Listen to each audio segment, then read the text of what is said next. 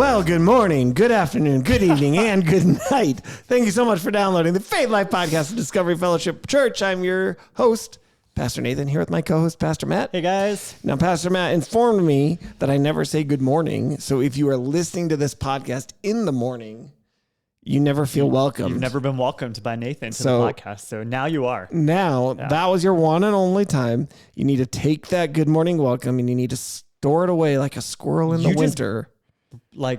Broadened our audience by inviting people who listen to podcasts in the morning to be a part of this podcast now. I know. So that's good. That's good. I'm proud of you, because man. I think you're right. I'm sure there are thousands of people who are like, I was going to listen. Thousands of people. I was going to listen, but he didn't say good morning. I listened over coffee. As always, if you are joining us today, thank you so much for taking some time out of your day to be with us. You can email us at podcast@dfchurch.com. That's podcast@dfchurch.com.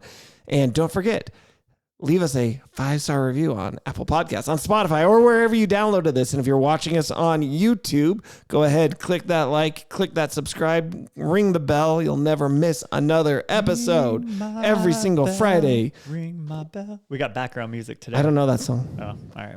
I know the Christmas one that's like, ring the bell. Oh, yeah. Didn't we do that at one of the Christmas concerts recently? Sweet. Anyways, Matt, how are you? Anyways. Well, it's too early to think about. It's not too early to think about Christmas, but it kind of is. It's like August 15th at time of recording. Yeah, it's not too early to start thinking about it. It's about Christmas time. Yeah, Christmas is here, guys. Ready to bring out the tree? I'm most likely going to be watching a Christmas movie in the next week. Wow. Okay.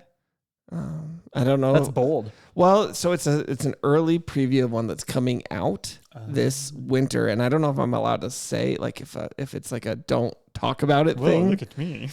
But I'm gonna be watching it in the next week. All right, what's it called? I'll let you know, and you as well. I'll give you the full review, spoiler free. How'd you get invited to this? It was an email from the distributor. It said, "Hey, do you want to watch this movie early before it comes out in theaters?" And I said, "Yeah, heck yeah." Do you have to go somewhere to watch it? No, they like give me a link, and it's to like some sort of app I can put on my Amazon Fire Stick, and I have to log into the account, and I've got like I can click it like 5 times, and then the link expires. So I've got it's like very limited. It's watermarked with my email and all this weird stuff. All right, so that's exciting. I know it's gonna be fun. Now, as we get ready to jump in, let's go to the news. As always, some exciting things happening in the world. The first one I wanted to tell you about, Matt. Have you heard about what happened with this guy and his wife who ate at Disney World? That's how the story starts. Yes. Okay. So for those of you who are watching, listening, everything else, here's what happened. A guy and his wife went to Disney World. They were eating their meal, and she had a pretty bad nut and dairy allergy. And real quick, they were in Disney Springs eating at one of the restaurants there. Right. Yeah. Right. And so they had let the restaurant know that his wife had this allergy, nut and dairy. And then after the meal, she started feeling bad, ended up getting worse, going to the hospital, and she ended up dying because of how bad of a reaction she had. And they found nut and dairy in her system, and she was severely allergic. And so he's suing them, saying they didn't take his wife's allergy seriously when he told them about it. Right. All pretty straightforward so far. Here's where it gets funny. Because, not funny, it's never funny when someone dies. Here's where it gets weird. There you go. How's that? Because he had purchased this tickets to go to Disney World and all this trip through the same account that he had made his Disney Plus subscription through. The Disney Plus streaming service terms of service has in their long thing that you just click and say you read a segment that says you agree to not go to court, but to arbitrate everything outside of court if any disputes arise regarding Disney Plus, apparently. However, they are now trying to apply this to everything and saying he can't take them to court over this because he signed a Disney Plus streaming subscription service that says he won't. Right. So in the Disney Plus terms that you agree to by creating an account, I believe it does say, or any subsidiaries of Disney. Right. Which this would be one. Right. However, it's really not. Like Disney shouldn't, what my understanding of it, Disney's probably doing this just to get them to pull them off the lawsuit because they shouldn't be on there to begin with. Interesting. Because it was at a restaurant in Disney Springs, which is not owned or operated by Disney or any of its subsidiaries. It's 100% like as a business owner, I'm renting land here, running my own business. Interesting. And so that part was really interesting to me. I get it. I mean, it stinks, but I would imagine I feel like he should be suing the restaurant, not Disney, because it's not a Disney restaurant. Interesting. Yeah. So I think that it's also, you would think that they would all just avoid, like they have insurance, avoid the lawsuits entirely, just probably pay this guy whatever he's asking, right? Settle it out of court. Yeah. It doesn't need to go to court. Yeah. I think he's asking $50,000 plus. That's it? Mental trauma and like 17 other things with no number attached to it. So whatever those things equal to. Yeah, you would think that 50,000. Alexis, if you ever were at a restaurant and something happened and they killed you, I'm not stopping for anything less than 10 million. Maybe 20. Wow. That's pretty good. I was thinking 1 or 2 is probably enough. No, nothing less. Start at 10. Start at take 10. 5. Yeah. It's a true story. The other interesting piece of news, let's close out our Olympics saga with something of hope, excitement, and joy. Did you watch the closing ceremony? Nope. I only got to see one part of it because I couldn't find it after the fact. And I went so to I had a terrible Mexican restaurant instead. Tortilla Marilla? No. Oh, that's sorry if you like that restaurant, but it's not good.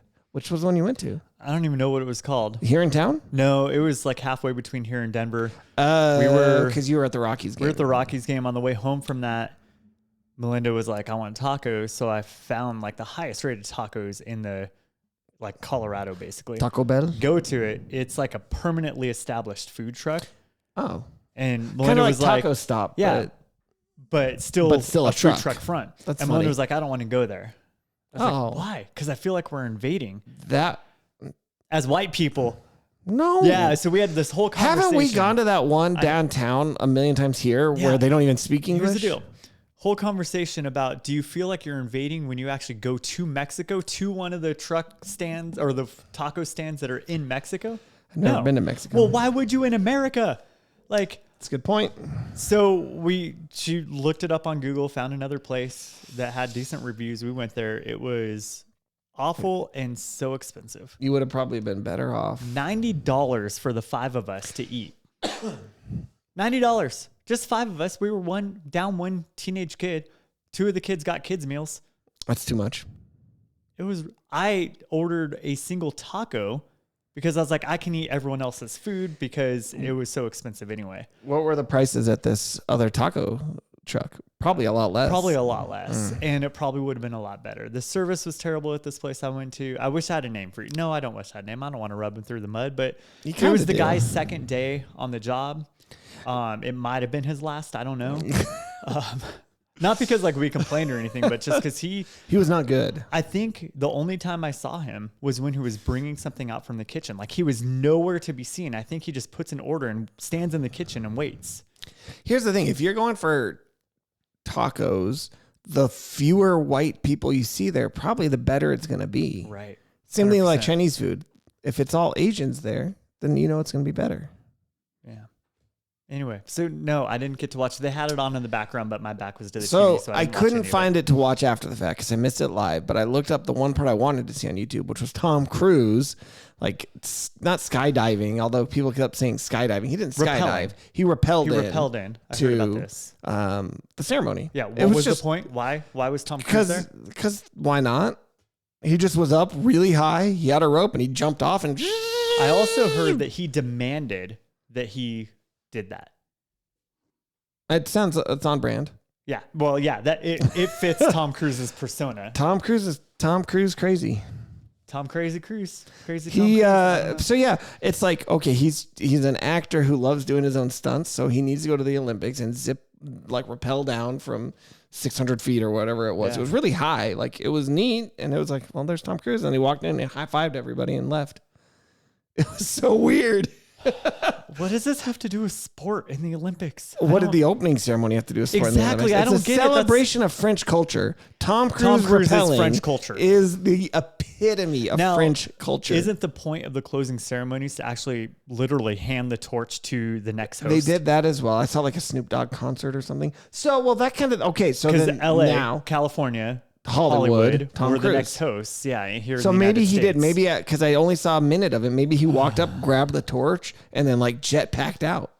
Oh my goodness. Because that would have been sweet. And then he flew in a personal Iron Man suit across the ocean, All right, that's landing in cool. LA. All right. You know, I'm here for that one. Well, Tom Cruise was actually one of the original contenders to play Iron Man. I heard Would have been a very different movie. Would have been very different. Anyway, I just wanted to close all of our talk about the Olympics, as we talked the past 2 weeks about the all good the news controversies. is we don't have to talk about Olympics for 2 more years till the Winter Olympics come. Where are they? They're somewhere. Lillehammer. Oh, No, this is like 94. Italy? Sure. Did they get snow in Italy? No, but they don't. They can artificially do it. Did we get a conclusion to our saga about the boxers though?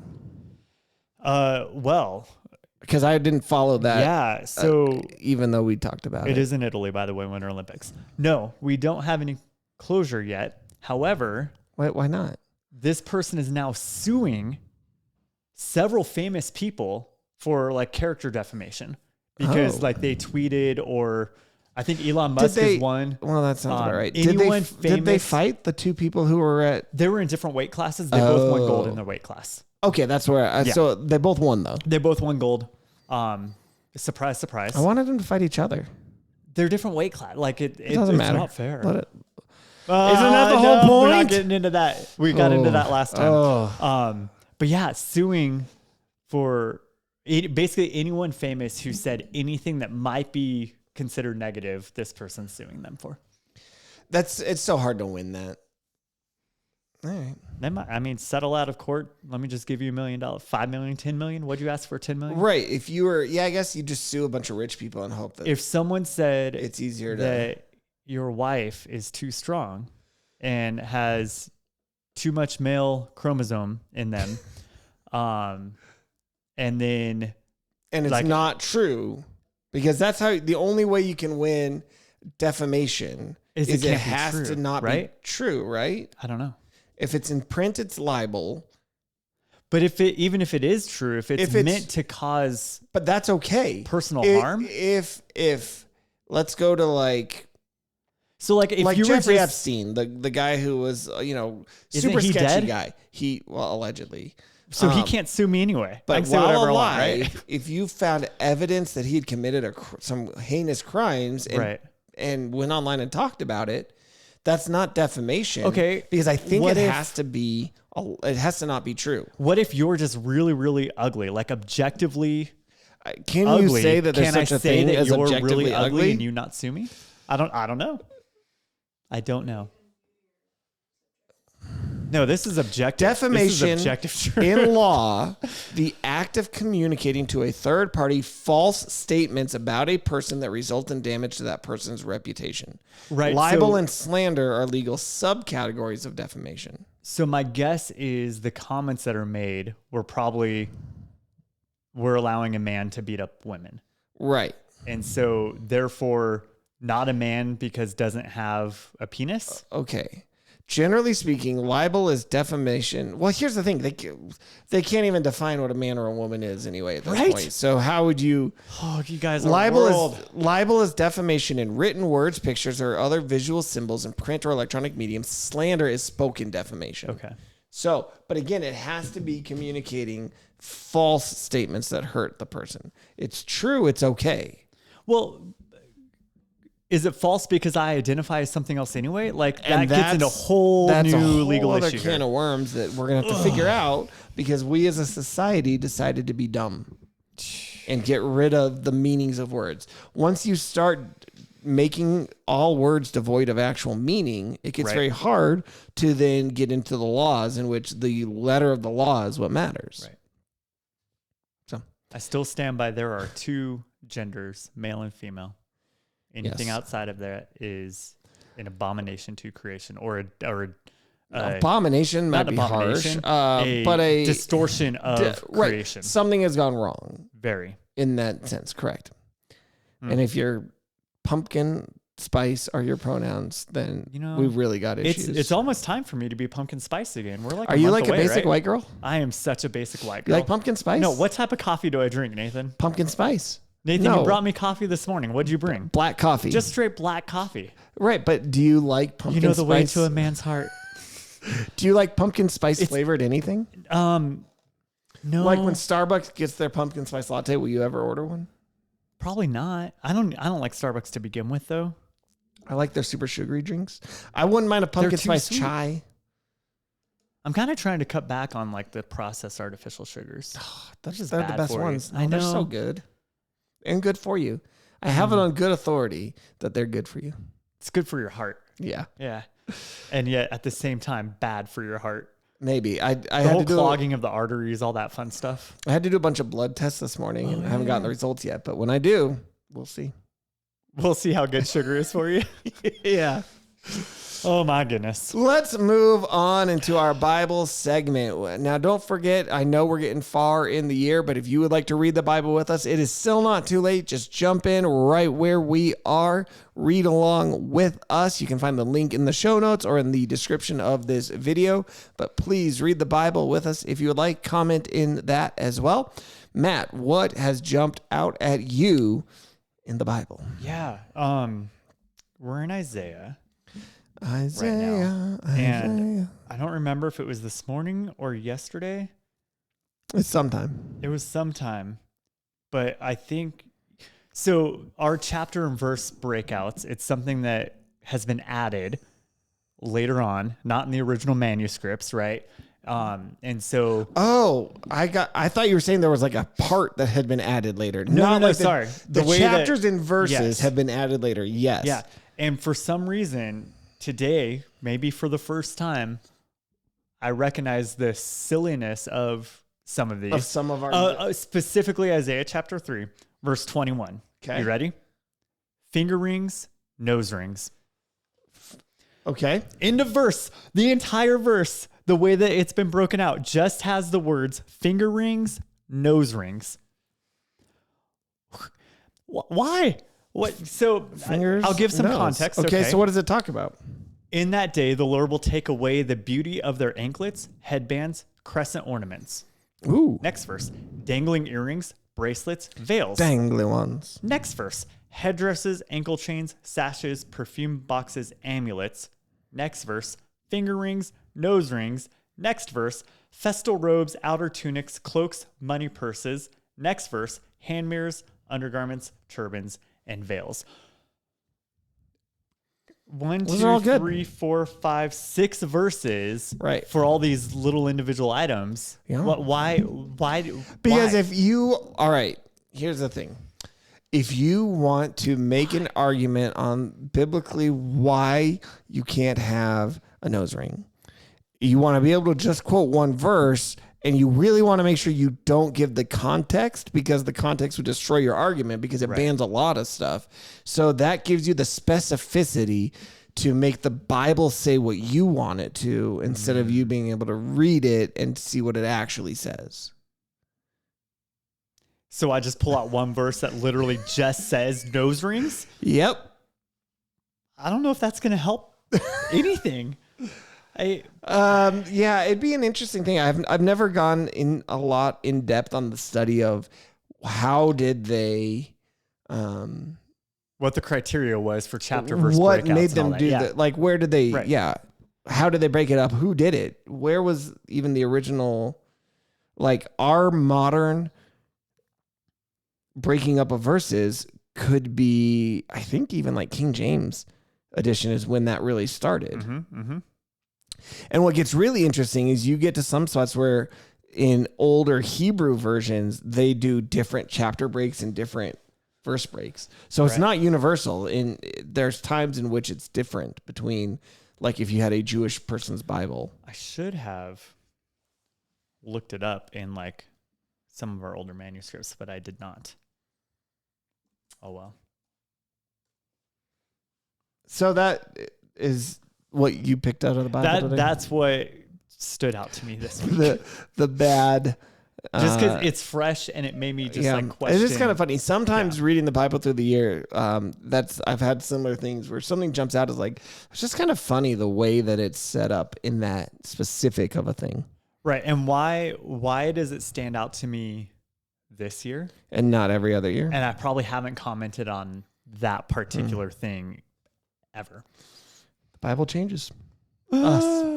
No, the Bible doesn't change, but we do. I was about to say there's a statement. The Bible changes. You guys can pull that out of context. Just retweet. It's very easy to pull something out of context. Said the Bible changes. That's like you could take the psalm that says, "The fool says in his heart, there is no God," and just cut out the "there is no God." And you can say, "Look, the psalm says there is no God." Right. Atheism proved. Context matters. Speaking of context and atheism and our world being stupid, okay. One more news thing. I know we're going backwards. That's fine. We can go back in time. Donald Trump. Oh boy. Going politics because this is really fun. He had said, I don't remember the exact date. Essentially, like one of his things he wants to do is take away taxes on tips. Okay. Yep. And this media ate him up for that. And so that's the dumbest thing. That's blah, blah, blah, blah, blah. It was MSNBC was one of them. Said, put out, because I think this is the one where we can do side-by-side tweets. Yep. Where they said, according to a third-party, taxpayer institute, will cost $200 billion over 10 years. And here's why it's so bad. Fast forward a little bit. 2 months. Someone else says it. Kamala Harris. Is it Kamala or Kamala? Kamala, I think. Yeah, because I want to default to Kamala, but if I say that, I'm racist. Kamala Harris. Good to know. Yeah, she was attacking people who were pronouncing it wrong early on in her vice presidency. Anyway, she says like the exact same thing. Yeah. And these same news outlets are saying, this is fantastic. Yep. So when Donald Trump says it, it is going to be detrimental to America and it's only going to be beneficial to the rich. Yep. When Harris says it, it is now all of a sudden she is supporting the middle class and it is going to be the best thing for America. It's so frustrating. But times have changed. Here's where I get really frustrated about everything. Since we're taking a step back anyway, this was something I was thinking about. When it comes to the news, I can see something like this, and I can see this news clearly is biased, right? Because I've got literally the same organization, same Twitter handles, side by side, 2 months apart. That discrepancy. Okay, so what I've learned is that this media outlet doesn't really care about necessarily the truth. They just are pushing an agenda. Mm-hmm. The problem is, why would I assume, excuse me, that the other news organizations maybe that I like, quote unquote, aren't doing the same thing? In which case I get really cynical and I say, I can't trust anything. 100%. But then how do I actually know what's going on and form an opinion? If I can't, because I can't even trust individuals that I like. I might be like, well, this guy put out a thing talking about it, but he could be wrong. He could be lying. He could be misinformed. We have so much information and I think the default is people will take the one that they already agree with and say, I can trust this one. And then everything else I don't. Right. But there's no actual good reason to think that this one's not doing the same thing. Right. So at that point, then I don't trust anything. Well, then how do I actually know what's happening? Can I? Let me give you another example. You can know what's happening. You just can't trust the commentary on what's happening. No, I can't even trust what's happening. We can anymore. know both Trump and Harris are saying that they're going to do what they can to take the tax off of tips. But let's take another example then. Recent photos of a rally at an airport for Kamala Harris. Mm-hmm. Shows a big crowd of people. Mm-hmm. Now you've got some people saying, well, it was AI enhanced. The crowd was much smaller. Right. And then maybe they added it using AI because you go look at this person's hands and these screens all their phones are held up, but showing different things on the phones, which seems like something an AI would do, but not from a real picture. But then you have other people saying, no, here's a picture I was at this and look, there's all these people here. and this is just from my own phone and it looks normal.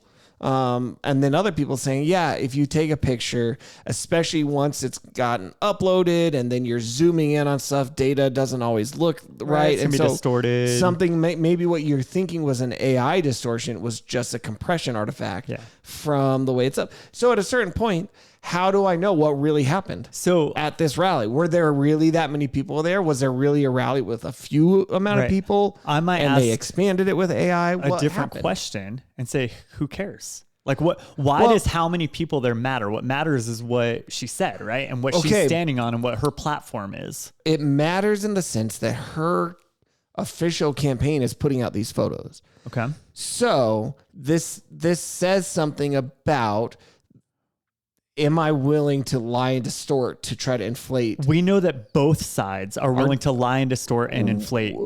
Right. So everything. Then it comes down to it. How do I know the truth of what really happened?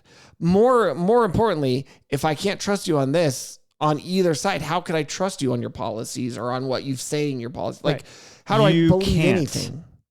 So how do you Hashtag American politics. How do you ever move forward with anything if you can't trust anything? We pray that Jesus comes back now. Well, I guess what I'm getting at is I think the ultimate end goal is just cynicism. Right. And that's sad. Well, that's not the end goal. That's the end result. Yeah. Sorry. That's my goal is to get as cynical as possible. Victory. Woo.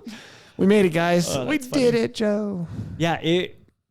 Unfortunately, and it's going to get harder and harder and harder with the advancements of AI to believe anything we see, even anything we hear. Right. I mean, there's not like a solution to it other than question everything.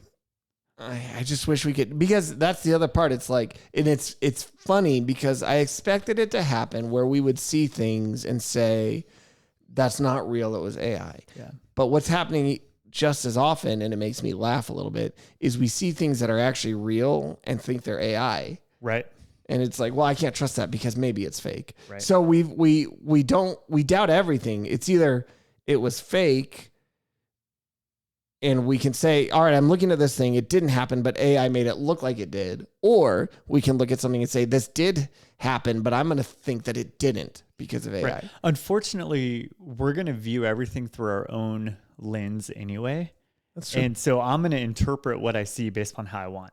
So if I'm a trumpeter, I'm going to look at everything he says and does and pushes out as truth and not fabricated.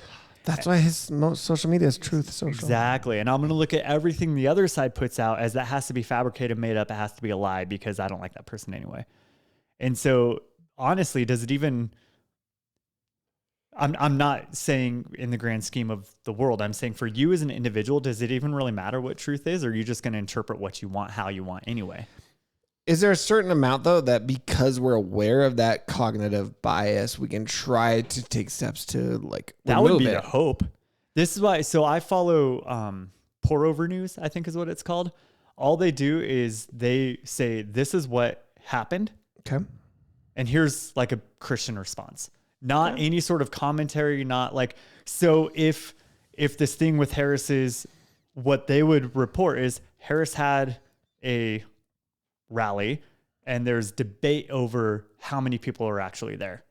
And then I can show you, here's how you respond to that as a Christian. I like that. So it's kind of a cool little way to look at things. Instead of getting down into the weeds of biased commentary, right. It's here's what the news actually is and what's my response as a Christian. Which kind of like. I like that as well. Yeah. Well, let's move on to our main topic. It's fall almost. Alexis right? is excited now because she's been like sitting in this room the whole time. You're like, just get to the point. Here's the thing. We're a conversational podcast, and I hope that you are here for that with us. And in fact, again, you watching or listening, please be a part of the conversation. Email us, podcast@dfchurch.com. That's podcast@dfchurch.com. Or comment on the YouTube video because we will discuss it. We'll read it. We'll talk about it, and we will respond in the next episode. So stop what you're doing. Email us. What do you think? Have you ever seen an AI image that you didn't know was AI? Well, then how would you be able to say it? Let us know. Podcast@dfchurch.com. our main topic today, as it's getting closer to fall, kids are now going back to school. And I had this thought, as kids are going to school and as, maybe like college students are moving to new areas, finding new places, or maybe you're not, it's kind of a double topic. There's like a positive and a negative side to the way I was thinking about this. And the positive side, we'll start with that to be less cynical, even though when I was thinking of this, I started on the negative side. The positive side is, how do you find a church that you should go to? Like what are the criteria to find and plug in and go to a specific church? Now, the negative side of that same coin is going to be how do you know it's time to leave your church? What is a good reason and what are bad reasons to not go to a specific church anymore? Okay. So let's start with that as kind of the big thing. Matt, what do you look for like when finding a church? Yeah. First and foremost, it starts and it ends in prayer and in conversation with God, right? Asking for his guidance, his direction on where to go to church. And so I think you start with prayer. Okay. And then from there, I have to think through, okay, what am I looking for in a church? Okay.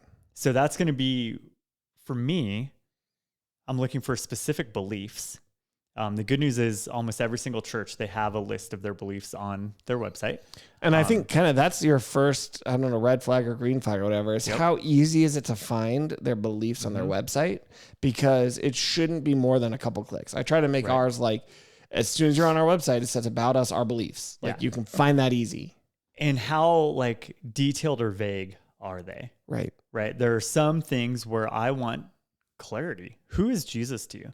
Who is God? Right? Like, what is the state of man? These are pretty important things. I want to know where you stand on marriage, where you stand on, in today's culture, on gender, identity, and what that looks like. I want to know that you are a Bible believing, Bible teaching church. And so I'm going to look at your beliefs. If I like what I see there, I'm probably going to watch something online before I make a visit in person. Is the teaching actually something I can sit and learn under? Am I going to actually learn under it? Is it something that's going to challenge me to grow in my relationship with Jesus and encourage me to go and do and be like him? Right. I'm going to listen to the music because every church has a slightly different style. And that's the beauty of the world we live in.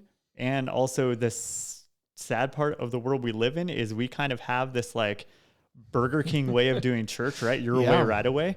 Or at least that's the way like I want it. Right. And so it's as soon as you stop doing it the way I want, then I'm out. But these are things I'm going to look at the beginning.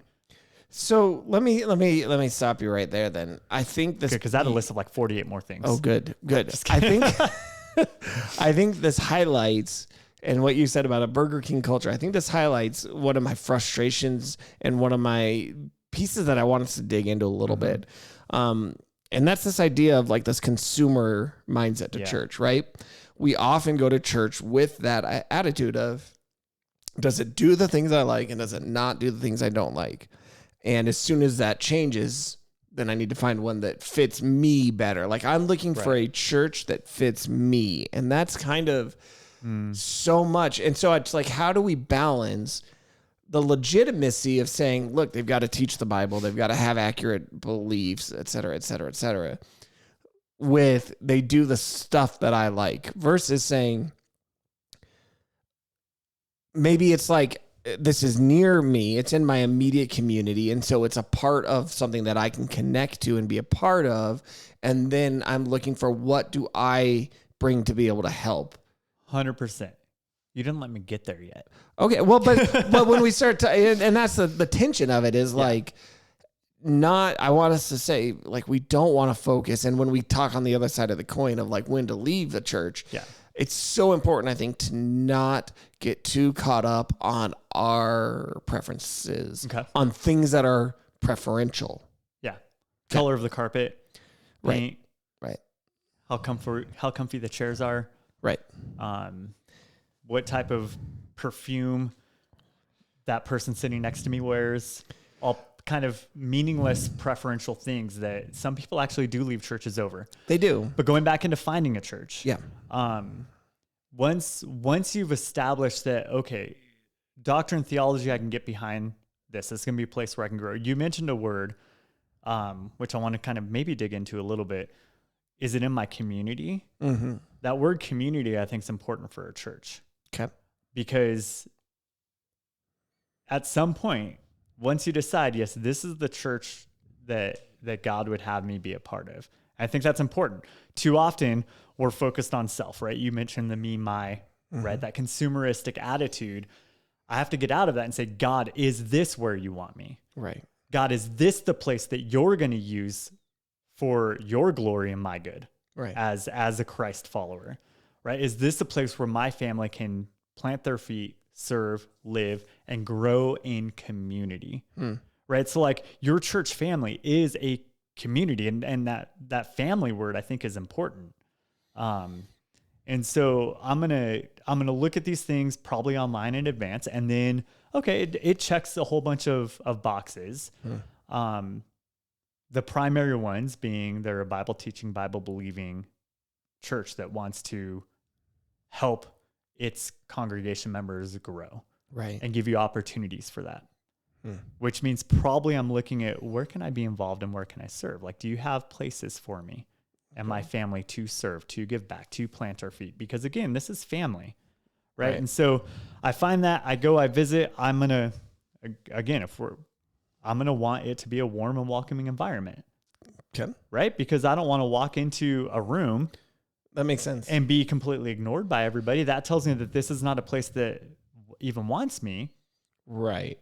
So fine. You don't want me? That's great. No big deal. Right. If it feels like you're at a family reunion that you're not a part of, that can be really difficult to connect into, because if it's so insular that you don't even feel welcome there, then why would you want to be there? That tells me you're not focused on being like Christ anyway. Right. Right. Who Jesus was known for welcoming the outsiders, for spending time with them. And so if me as an outsider coming in just gets completely ignored, that tells me that you care more about you and your image than being like Christ. While we're on this, like what it's like visiting for the first time, I want to take a quick detour. Former guest of the show, Brady Shearer, had emailed all this recently about why first-time visitors never come back to a church. And he listed some of these visitor-repelling behaviors, and he said, does your church do this? And I thought, let's see if you've seen this and if you agree that these are repelling to first-time visitors. Let me real quick remind our listeners, there is no such thing as a perfect church, okay? Because we are very imperfect people all gathering together. You get a whole bunch of imperfection together, it's not going to be perfect.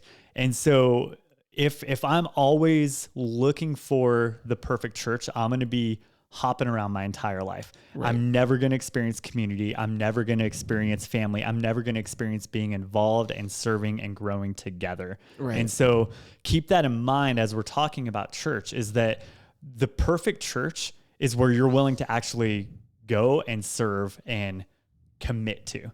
Like, that's the perfect church, because it's full of imperfect people. Right. And so if we really wanted to dive into the weeds, the grass is absolutely always going to be greener on the other side until I get there. Right. Right.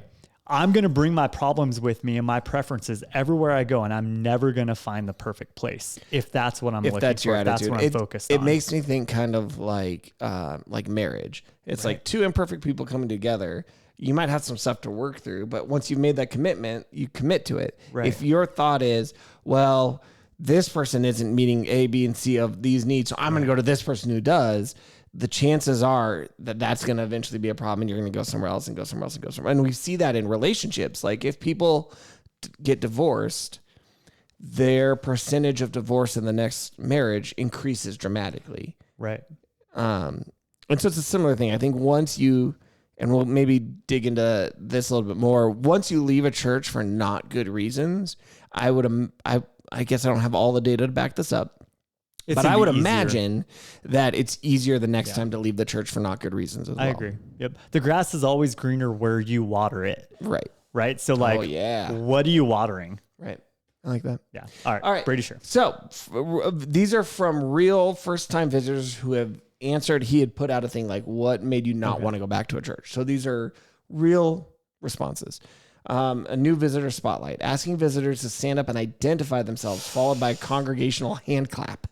Oh my goodness. Yeah. As someone who has some introvert tendencies and preferences, that would be a huge awkward, no thanks, I'm out type of thing. Like, I want to be welcomed. I want to feel like I'm valued and belong. I do not want to be spotlighted and called out for being a first-time visitor. Spotlit? Is that the word? Yeah. Oh man. I think, and the fact that there was a place where it was like, they specifically said they were going to do like a hand clap for like that to me. Every now and then we've done stuff like this here, and I'm sorry, you guys. Like if we did that to you and we like called you out as a first time visitor, I'm so sorry. Sometimes we just get so excited that you're here and we want everyone to welcome you and say hi to you. But yeah, it's awkward. Number 2 is insider jargon. And then here's I pulled up the actual tweets of the people who responded.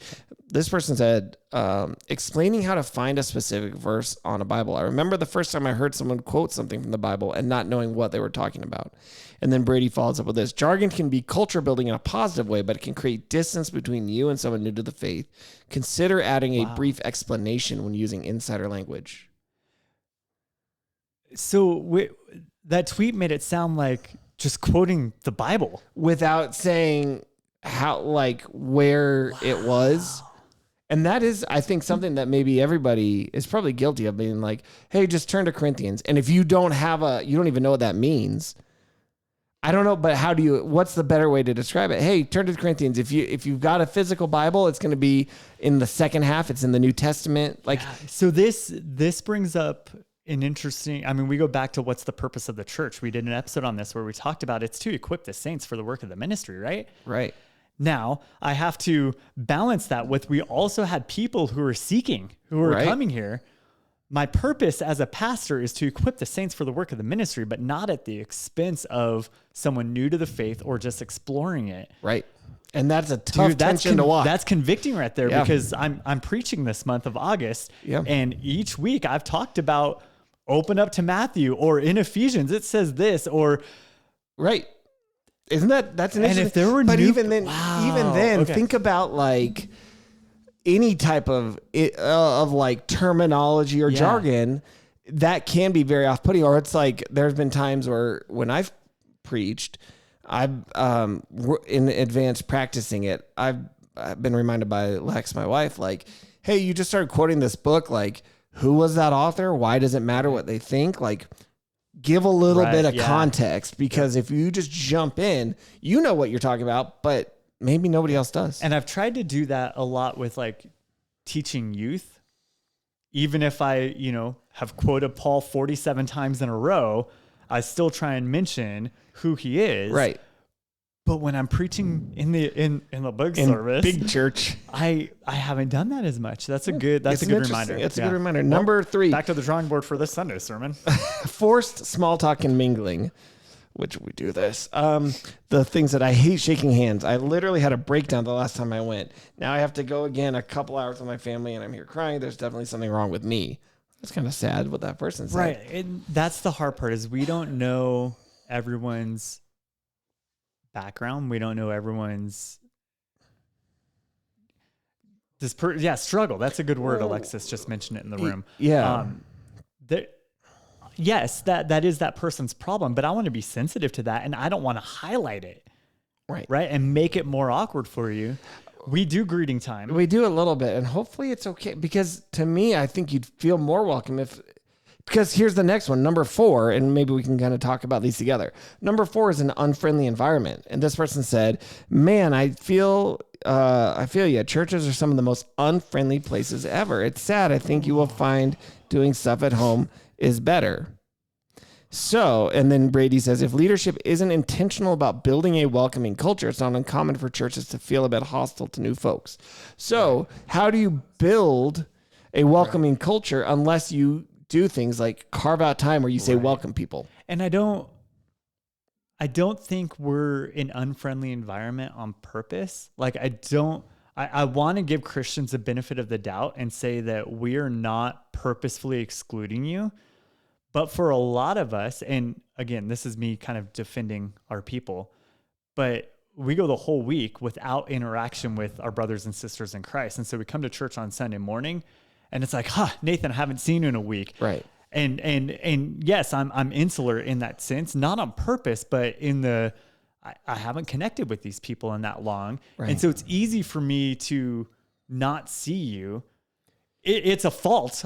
Yeah, to me that makes the argument then that we need to be more in each other's lives beyond Sundays. Outside of Sunday morning, which goes into what discipleship and small groups and the value of that connection looks like. Absolutely. And that's funny that those two are back to back of do not make me shake someone's hand and dude, come shake my hand, say hi to me, make me feel like I'm a part of this. So yeah. So what you're saying is you can't win. You can't please everybody all the time. Rick, yeah. No. This reminded me of I've seen on like social media is like, people. This is specifically this guy who's making a list of all the things not to do as a man if he wants to attract a woman. Right? Oh, that's funny. And his list now is like 400 plus things long, all of them contradictory because one woman, well, what's an ick for you? And she says, oh, it's when you do this. Yeah. And so, okay, don't do that. Right. But then another ick for another woman is when you don't do that. Right. I've seen so it's that. like, you just can't win. You can't win. And yeah, you can't win with people. And then the last one he lists here is number 5, inauthentic or incomplete online footprint. If your church's website is missing beliefs, staff, and basic programming information, you might be turning away potential new visitors before they even set foot in your door. I think the more information we can give them at the outset, the better. Okay. Because if I were to move to a new location and need to find a new church, I am going to use the internet first. We have some amazing tools at our disposal.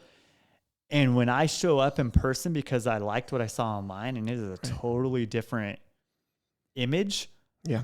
That's going to be an immediate turnoff. I might not even stick around for service. I might just turn around and say, this is not at all what you're putting a face, this front on, which is not true. It's inauthentic. We want authenticity. And honestly, I want honesty. From you. Now we've had some people visit and it's encouraging because they're like, well, we live nearby. And so then we looked you and we saw you were near us. And then we looked at you online and thought we'd check you out. Yeah. That's great. That's the path we want you to go. We did have somebody, who said, I thought you guys were a lot bigger of a church than you are. So is that us being inauthentic or is that we just had the way that the live stream filmed gives an appearance of larger size? Well, I don't know. So to be fair, I think we do a lot of things well and much better than any other church our size does. Yeah. We're now by modern day statistics, I think we're actually like a mid-sized church. We are. The average church in America is like right? 50 people now, which is sad.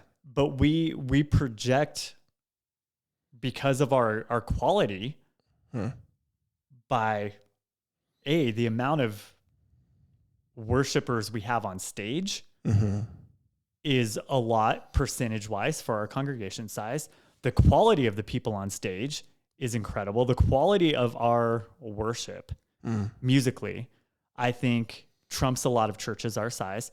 And then the quality of what we produce for online far defeats a lot of church defeats. That's wrong word. Yes. You lose, sucker. Take that. If we had a battle royale of the churches. It's better than a lot of church. And I'm not saying that because, hey, look at us, we're awesome. I'm just saying like the work and effort that the teams here have put in for this stuff shows. Right. And so I can see why people might watch an online service because we don't have like a big wide shot showing hundreds and hundreds and hundreds of people. Right.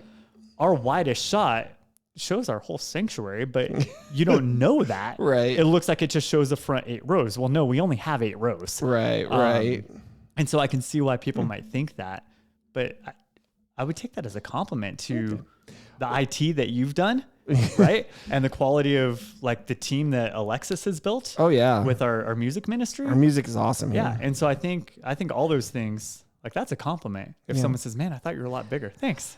Yeah. It's every now and then I'll go back and I'll watch like from because COVID is really what jump started our online presence. We had no online presence. We had no online presence before that. Yeah. If you wanted a copy of the sermon, you could get it on CD. That was the height of our technology. Oh, man, remember when we cassettes?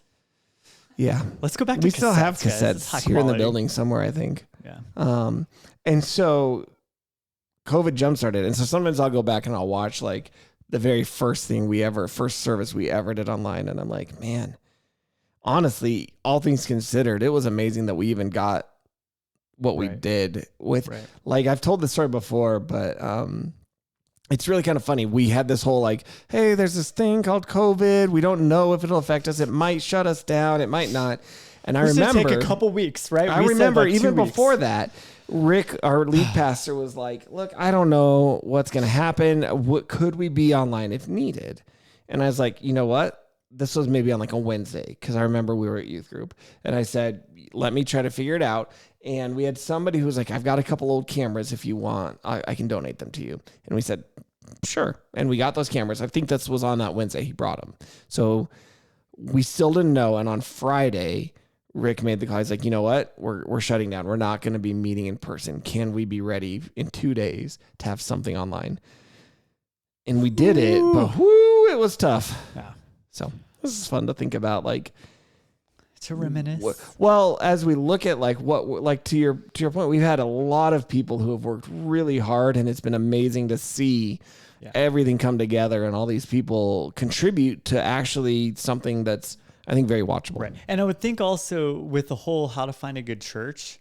Right. So let's bring it back to that anyway. Just judge it by their quality of tech, because the quality of tech doesn't necessarily equal quality of in-person and people.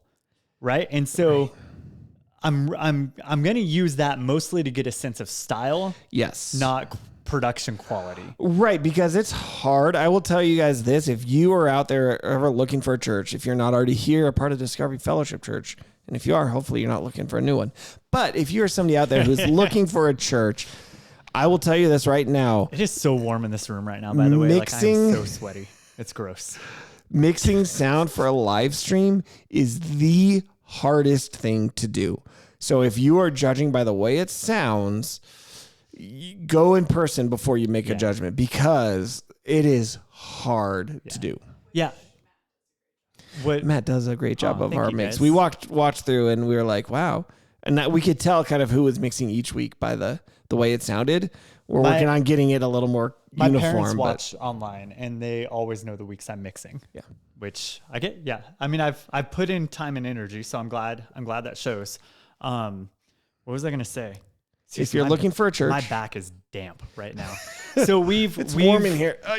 In part of trying to be good stewards, you guys, as a church, we've kind of reprogrammed all of our thermostats, and so they're generally speaking not on, or they're set to like 79 or 80 degrees unless we come in and we turn it on. I turned the one in the conference room down. Does that not control this? There's one right outside this door that controls this room.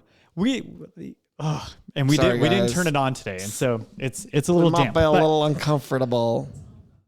So when we're looking for a church online, right? When we're looking at that, I'm mostly using that like live stream that you might have, or recording of your service if you have one, to see a style of the preacher. Okay. Because I need to be able to sit and listen to your sermon and learn and grow from it and be engaged and connected. Yeah.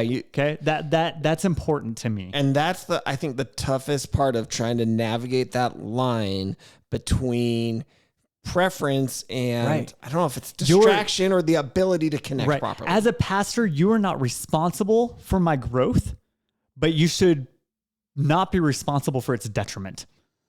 Right? Like, so I'm going to listen to the pastor. If you are all fluff and buff tickling my ears, like, but even that's less style. Like, what do you think about? All right, let's talk about like so style versus of preaching versus content, Gotcha. right? Like, if they're Jonathan Edwards, famous preacher from the 1800s, known for his fire and brimstone, sinners in the hand of an angry God, would sit with a manuscript of his sermon that he'd written out, and he would sit on the podium, like his hands resting, his elbows on it, and he would just look down and he would just read it. Right. Now, reading these sermons later, it's like great content. Right. Watching it, I don't know how that would be interesting. Right. So, with all that to say, and then let me give you another example real quick, and then I'll see what you think. Like, let's say there's a church, and there's a church in town that I know of like this. I won't name them, but I will. Apparently, I know people who went there who said preaching content was amazing. Music style was very much just hymns without any kind of dynamic emotional feeling. Now, how is it not just a consumerist thing for me to say, look, the content of both of the hymns, because their lyrics are usually pretty good, and the content of the message might be great, but the style in it's delivered, I just don't connect with, and that prohibits me from growing and worshiping. Is that legitimate to say I don't want to go to that church then? That's good. Because that's I think a tough thing. Because honestly, if it's just hymns, personally, I struggle to worship. But is the problem then me that needs to change if I felt God was calling me to this church?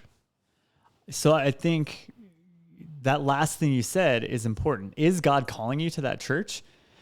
God calls me to a lot of things that are uncomfortable. God calls me to a lot of things that I wouldn't necessarily choose on my own. A lot of times I ignore God and I choose what feels better for me anyway, right? Like, just as people, we do that a lot. But if I am going to surrender to the will of God for my life, and I know without a shadow of a doubt that this is where he wants me to plug in and give and serve and body life and all that stuff, then I'm going to set aside some personal preferences for that. Right. Like we often get asked the question as church leaders, this is a common question, not like you and me, but just church leaders in general. If you were not employed at that church, would you go there? Right. Right. And so I think what often happens is that's a question asking you, well, what's your preference? As opposed to where has God called you?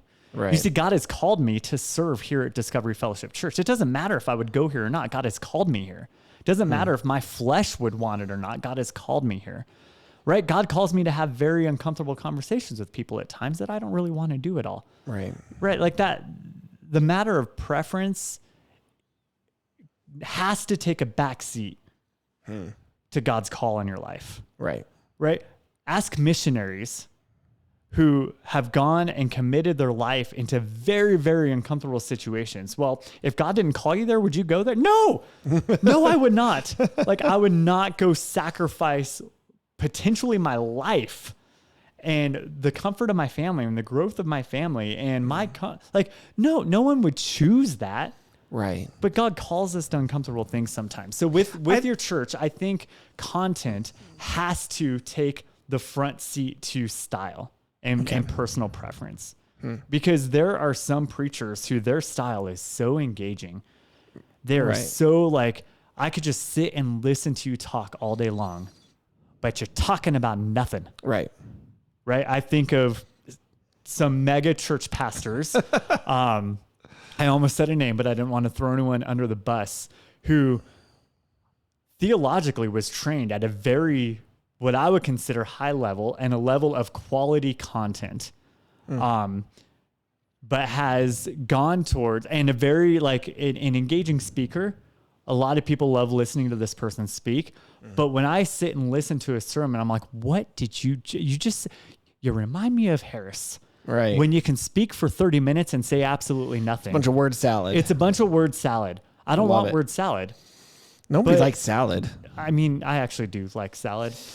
Gross. I know. I'm weird like that, but I don't like word salad. I want you to give me some meat and some content that matters, right? I'm no longer a child, so I'm not going to eat like a child, as scripture tells us, right? Like, give me the steak and potatoes. Had some of that last night for dinner, because that's what matters. That's what's important. That's what's going to lead to my growth in him. I don't want to leave church on a Sunday morning feeling good about myself.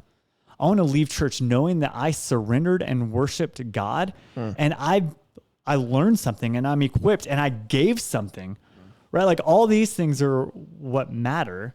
And we'll get to maybe the service part in a minute, the giving something, right? Because I think that's really important for church life and you choosing a church. So yeah, going back, we went on this tangent because I was talking about what I'm looking for online. Yes. Content is primary one. I think style is a part of it because I do want to be able to sit and listen to you, right? This is a me issue, but thankfully we live in a world where God has gifted a lot of people to preach his word and equip the saints. And so there are some preachers that I've listened to podcasts or live streams or whatever it is and there's just something about the voice. And I'm sure people think that about me too, where it rubs me wrong. Right. I cannot focus because of it. I think of Beth Moore. Mm-hmm. A lot of people love hearing her speak. Sure. We've had many people here, like many women at our church do her Bible studies and things like that. Yeah. And our offices are right next to the conference room. So when they're happening, we hear, I just feel like she's yelling at me all the time. Right. Like, I don't want to just hear you yelling at me. And I know funny. Like that's a style and a passion. And a lot of people connect with that. I'm going to have to, the personal preference, connect with you a little bit, but your content matters more than that. Right. So then same thing with music. Right. We all have our stylistic preferences. Yeah. When I'm watching, examining, looking at your service to determine if I'm going to make a visit or not, I don't want all your songs to be about me. Right. And how great I am. How God has blessed me and given me all the goodness because I am so worth it. Yeah. Like Jesus paid it all for me because I deserved it. No, I want the worship to be worshiping the creator, not the created, right? As a worship, I'm using that word meaning the music time. As the music director, as the team on stage, I want you to be pointing me, my hearts, my thoughts, my attention towards Jesus. Same thing with the preacher. I want you to point me towards Jesus, not towards yourself, band or preacher, and not towards me, band or preacher, because it's not about me. And so as a church, I'm looking for your style, your content to be pointing there. Whether that's one piano or that's a full band, it can be both. My preference is a full band. And I think that doesn't mean I can't worship to something else though. Right. And I think that's what I was going to say. One thing that's really important to understand when it comes to the preferential aspects specifically, I think it's fine to have your preferences. Where it becomes a problem is when you start to say your preferences are the only legitimate way. Right. So it's fine if you say, you know what, I've seen people like this who said, you know what, I personally connect with and worship better with a hymn. Okay, great. We can talk about why the term hymn is probably a bad term to use. I think we have talked about that. But we have. But let's, for the sake of this discussion, somebody might say, you know what, that's how I identify, connect, and respond. Great. If that's where you stop, then that's fine. And so there might be a little bit of saying, find a church that's going to match that because that's how you're going to connect better. What I don't like and what I think becomes a problem is then when you say, therefore, modern music is bad and not as good as hymns, that there's this qualitative then analysis that says, oh, you don't do the thing I like, yours is inferior and bad. And it's like, I think you need to make a choice. You need to either say, look, this is where God has me, and I'm going to learn to try to worship through these different styles because I believe that the content and everything else is good here. So I'm going to try to step outside and understand why other people like this maybe and try to worship through it anyway. Or you need to say, I'm going to go somewhere else that maybe fits me better, but I hate that. But that is going to connect with the way God has wired you. Might be a nicer way to put it. Yeah. What I don't think you do is you stay there and say, hey, you're not doing what I want. So do the stuff that I want. Otherwise, or I will leave. Yeah. Honestly, like as I get older, and it happens more and more every day. You get older? Yeah. Weird how that works. I care less about my personal preference Yeah. and more about the preference of like younger believers or not yet believers, because I want to be a part of a church culture and environment where that's who we're after and seeking and wanting to disciple and help them grow in their faith. And so if that means that I have to listen to and participate in a worship song that has a techno background beat, like or a lot more of hip hop elements, or some hip hop elements, because that's what is going to help them engage and connect with God. Yeah. Then praise the Lord that they're engaging and connecting with God. What can I do to foster that? I love that. Now, I'm probably not going to be a part of a church where that's all we do at the expense of everyone else, because I value multi-generational, not just in our ages, but in our relationship with Jesus. Brand new believers and people who've been believers for 60 years. I don't care how old you are in that range, right? Like, I want to be a part of a culture where every single one of you matter, because you matter to God. So why shouldn't you matter to me as a church leader, as a church attender, as a member of a church, whatever it might be? Like, I need to set aside my preferences, especially as like being, well, that's all that matters, to now saying, well, what's going to help everyone else engage and connect? And how can then I be a part of that? Right. And so that goes into the service aspect. Finding a good church is a place where you're willing, able, encouraged to step in and serve. Because guess what? This is going to blow your mind. Church is not about you. What? It never has been, and it never will be. Yeah, I know. That controversial statement of the week. Church isn't about you. And if you think it is, you're wrong. Church has been and always will be about Jesus. It is us coming together as a group of people to praise him, to worship him, to serve him, to learn from him, to learn of him, and to go and be like him. Right? So that's church. So when I'm looking for a church, how can I submit to that? Right. Is the leadership of that church committed to that? Or is the leadership of that church committed to just making it as appealing to the largest crowd possible, or trying to get the biggest offering possible? Or are we committed to creating disciples who then make disciples? And that's a very broad and big term that means a whole lot of different things to a whole lot of different people. Right. But I need to find a church where that matters. And that means that preferences are set aside, and I'm now looking at, okay, who in this community am I learning from, and who in this community am I helping to grow? I like that. Right? It's kind of that Paul and Timothy in my life type of thing. So there's a whole lot of stuff. All the reasons are like what you should be looking for when picking a church. Now, I think what I want to do for the sake of time today is I want to push the second half of that to next week. Okay. Because it might be easy to just think, well, it's the opposite. And the second half being, well, how do I know when I need to move on from a church or leave a church? Now, again, it might be easy to think, well, if it doesn't do all those, but I think there's a little bit more to it than that. If you're already plugged in and at a church, what, if anything, should be the reason you leave? I think that's kind of its own discussion, and it's a little different than just it doesn't do what we said you should look for. So the assumption for next week's discussion is I've been engaged, a part of a church community for X number of years, months, whatever. I'm plugged in here. When is it time for me to leave? Is it time to move on? Ooh. Yeah. So we're going to put that on to next week. So for our listeners, if you've ever left a church that you're a part of, let us know why.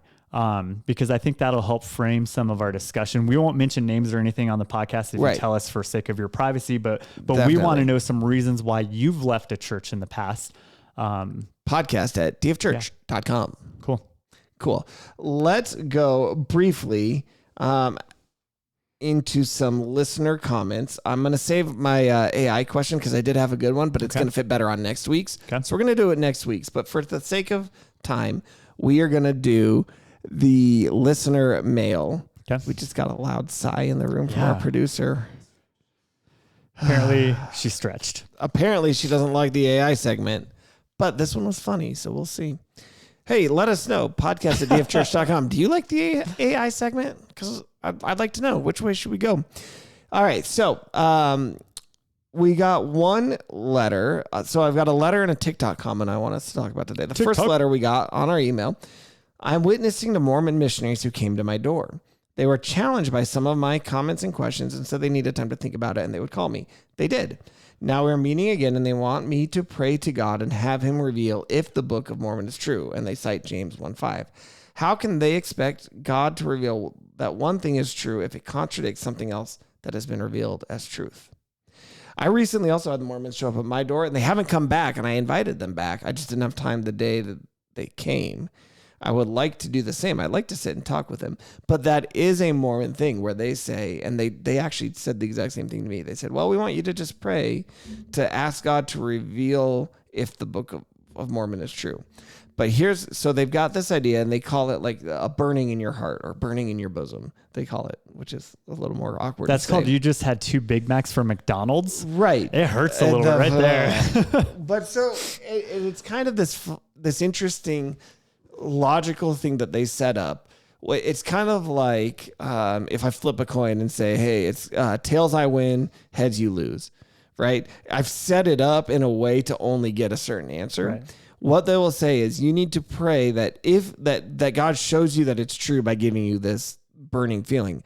So if you have enough faith that God will show you that it's true, you'll get this. So the outcomes you get are God gives you a sign that it's true, or I didn't have enough faith.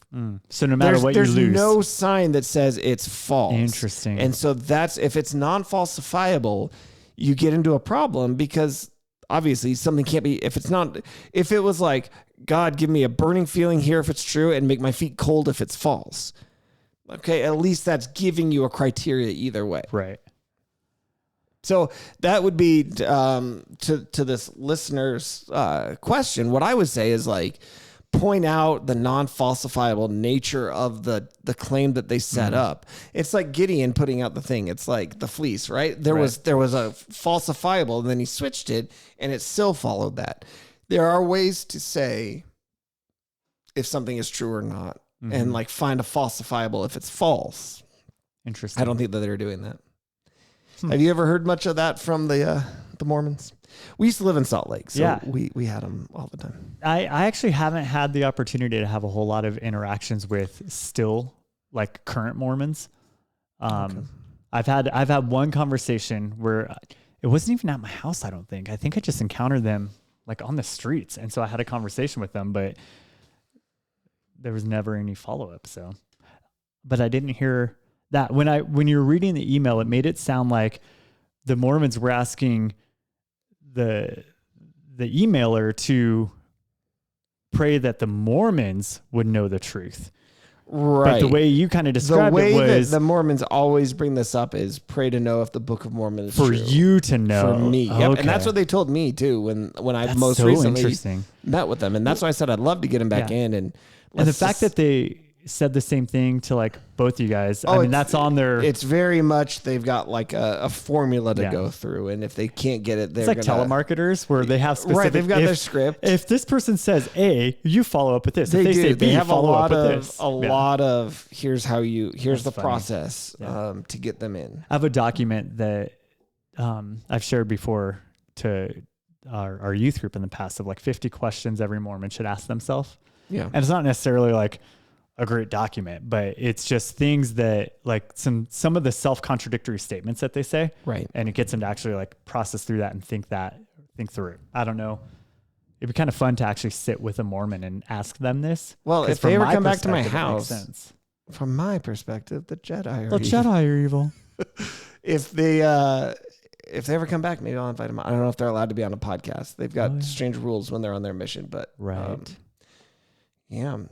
The other, it was a TikTok comment that I wanted to respond to. So we had posted a clip from last week where it was the part where you, Matt, had said something along the lines of simply wanting something to be true doesn't make it true. Mm-hmm. Just wanting truth doesn't necessarily mean it's true. And we were talking in terms of gender and identity, saying, look, if I'm born and genetically and biologically male, just saying I'm a woman doesn't make it so. Right. Now, this person decided to play the Uno reverse card on us. Oh, yes. Because they liked it, added it to favorites, and said, yet many just accepted the doctrine of organized religion. So I think she's basically saying, look, just because you wanted it to be true, doesn't make it true. Wait, so you can see that this person that commented also like saved our video? Uh-huh. I didn't know you could see that. That's awesome. If they add it to favorites, yeah, we see that. Okay. And so I want to, what would you say to this user? Tell me their quote again. Just yet many just accepted the doctrine of organized religion. Sweet. Yeah, many did. Like what's I want to know what your so I think point what her is. point and you know, she can correct us if wrong if I think what she's saying is just because you want more of a false Christianity indoctrination to be true doesn't Okay. make it true. Just Right. hoping that it's true is not a reason to believe it. Absolutely. I agree with that 100%. That's what I was going to say. You are right on track, which is why our faith is not blind and based upon completely inverifiable stuff, right? As our buddy William Lane Craig says, it is a reasonable faith. There is evidence for why we believe what we believe. Right. Now, the whole idea of organized religion, we can get into a different conversation about that. My guess is you're trying to be snarky with your comment. Maybe not. This is me just thinking, being cynical in nature towards our world today. You have a religion. It might not be one of the main big organized religion, faith things, but you have a religion, a faith of some sort in something. You have a belief of something. You have a belief system. But you either believe, when we talk about that, it's like, do you believe how, like, what are the big things of religion, right? It's going to be how the universe came into existence, why there's anything instead of nothing, right? What role people have in that, and what happens after death. I think those are maybe kind of the big pillars things of it. Now, you might say, well, I'm full on atheist. I have no beliefs at all. All right, then you believe the universe came about through random chance or force of physics or some natural. And there's no point to our and living. That mankind has no purpose and that we're here as a total accident and that when you die, nothing happens. That is a belief system. There's still belief systems, 100%. even in the absence of specific beliefs. You still have a framework that you view the world through. Right. Yeah. And so with this person, I'd love to sit down and actually talk with them and say, yeah, I agree with you. Like, we need to not just believe something because someone once said it. We need to do the investigative work. Right. We need to determine why we believe it's true and whether or not it actually is true. Yeah. Yeah. So hopefully that helps. Yeah. Answer that question. Okay. Well, that is all the time we have for today. I want to thank you guys for taking the time with us. We will see you back here next week as we continue to talk about why you should leave a church, if ever. Okay. But we'll see you then. Bye, guys.